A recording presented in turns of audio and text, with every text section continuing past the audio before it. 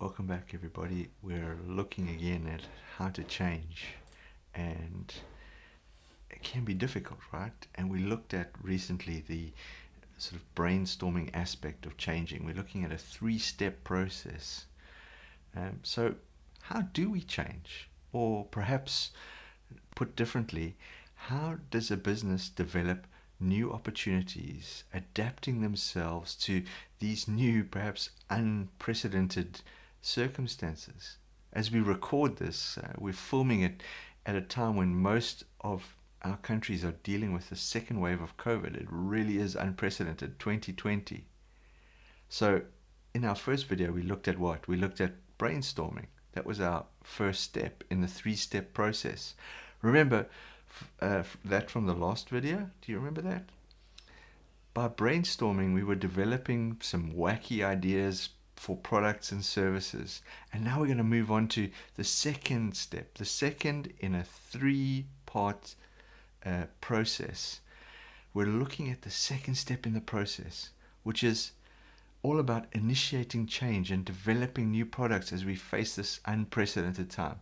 So the second thing I've chosen to talk about is SWOT. SWOT is the second step.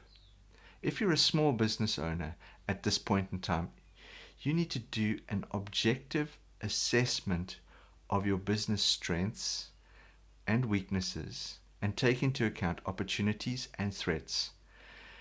This process is known as SWOT, basically the first letter of every word. This you can simply do by getting a piece of paper and dividing it into 4 blocks, one for each part of the SWOT. You want to be as honest as possible because you want an honest appreciation of your strengths, your weaknesses, what opportunities are out there, and what threats are there. So what is a strength? What are we talking about when we talk about strength? Is it physical strength? No. What it is anything that makes your organization strong. Sounds obvious, right? Well, it's not entirely obvious. It's about what makes your organization unique and able to deal with certain challenges. An example of this might be that you've developed over time a large customer base. This would be an amazing thing, and you could launch so many new products and services through that to a large group of people as your customer base.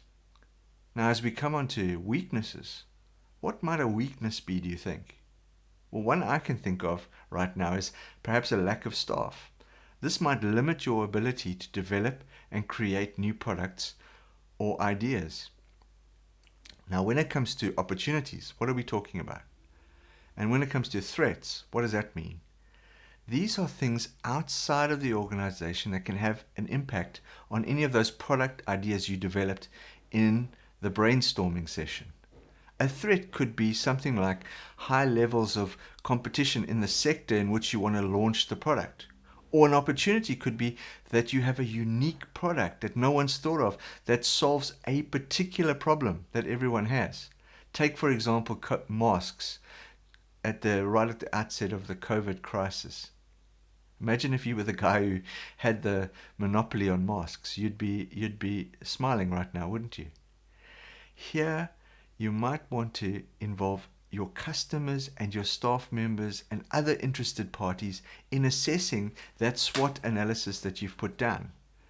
These people will no doubt be far more objective than you are. It's difficult to be objective about our own strengths and our own weaknesses, right? So if you write this up and send it to your customers and to your staff members and ask them to give you an honest assessment to say, is this right? Does this accurately describe my strengths? Are my weaknesses all covered? So we've developed this objective SWOT analysis. We've had it tested by all our customers and our staff members. And we've also developed, remember, a list of ideas from our brainstorming session. What I want you to do today, the action item for today, is to take out an A4 piece of paper after you've watched this video and write down your SWOT analysis. And don't forget, this is also part of my process of change, so please like and share this video with one other person if you found it useful.